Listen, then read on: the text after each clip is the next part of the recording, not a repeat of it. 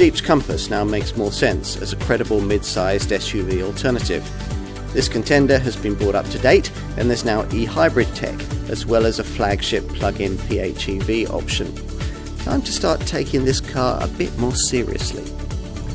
Choose a Jeep, even one as lifestyle-orientated as this, and at the wheel you'll want, at least to some extent, to feel like you're in a proper SUV. Hopefully though, in this case, one with some of the rough edges smoothed away. By and large, that's pretty much what you get here.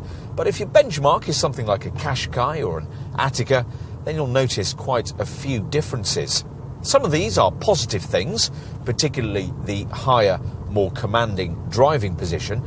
Other aspects of Jeep motoring may not be quite as welcome. The engines on offer lack a little in terms of ultimate refinement, and you're obviously not going to get the cornering agility that a mere hatchback-derived crossover is going to give you.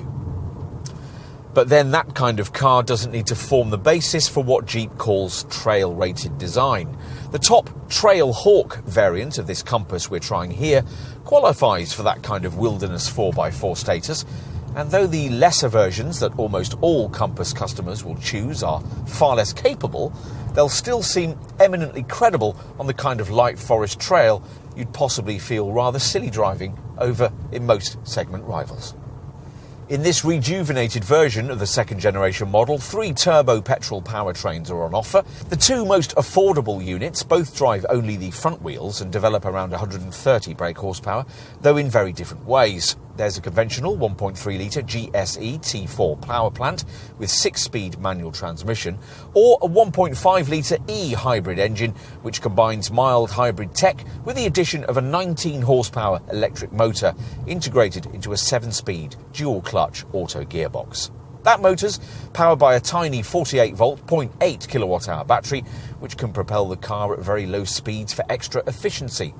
At the top of the range is the plug-in hybrid 4xe model we're trying here, the only 4-wheel drive Compass. This uses a 180 horsepower version of the conventional 1.3-litre petrol unit mentioned earlier, mating it with a 60 horsepower electric motor mounted on the rear axle that's powered by an 11.4 kilowatt-hour battery pack, offering a claimed driving range when fully charged of 30 miles. The Compass 4xe's official WLTP fuel economy reading is rated at between 141.2 and 156.9 mpg. You'll never actually record that in real motoring, of course, but you should get fuel figures comparable to those of the old diesel variant.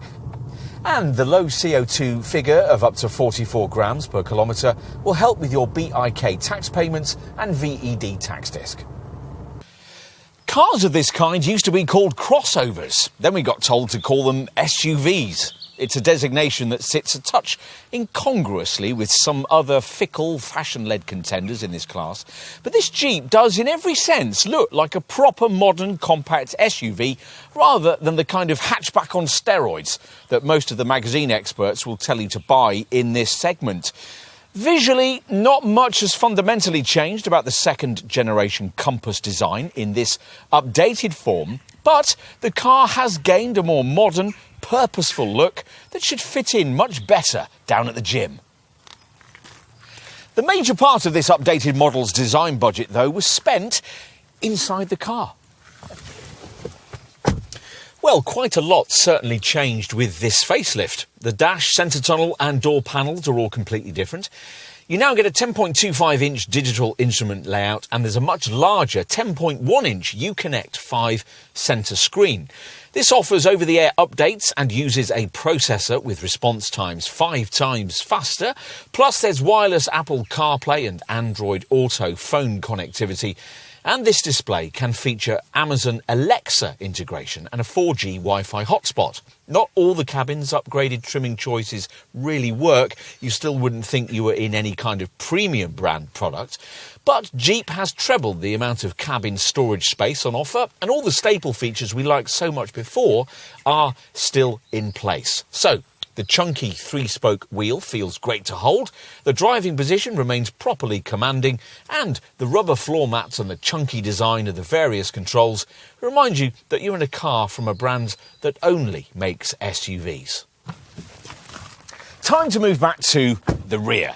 Back here, it helps that, rather surprisingly, for a design that must incorporate a capable four-wheel drive system on some of its variants, the central transmission tunnel is low and knee room's better than we expected. So, if you had to fit 3 adults back here, it'd probably feel a bit easier to do than would be the case with some apparently larger class rivals.